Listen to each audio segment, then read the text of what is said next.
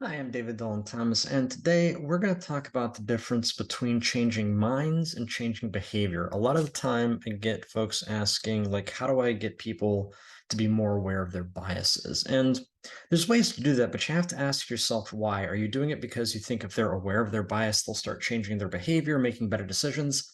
Not necessarily true. A lot of our biases, even when we know about them, we continue to commit them. So you have to be clear, is it the behavior change you want or the bias change you want? And to be clear, both of those are really important goals, but they also require different tactics. Today, I want to talk about the behavior change side of that, a situation where you might change behavior, but not necessarily beliefs. And it takes us back to the statement, don't mess with Texas. So you may have heard this phrase before, especially if you're from Texas, but did you know it started out as an anti-littering campaign?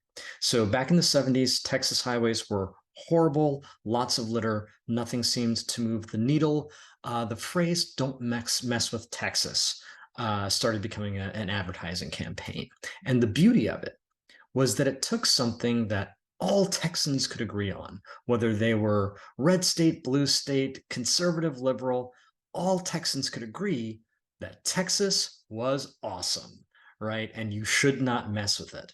So by equating littering with messing with the great state of Texas, you were able to get a situation where, good old boys might be throwing litter out and the other one would say, did you just mess with Texas? Right? And it worked. There was something like a 75% drop in littering after this campaign rolled out. Now, let us be clear. No one in Texas who was not already an environmentalist suddenly became an environmentalist overnight. No, but the behavior changed. They stopped littering, which was the short-term goal, right? And there may be a longer-term goal you want around, okay, it would be great if everyone in Texas were an environmentalist, but that is a longer game and it's a different game. And by the way, a game not hurt by people littering less, right? So understanding that difference, and I'm going to, in a future video, give another example I think is really good, but that's a good starter kit, I think.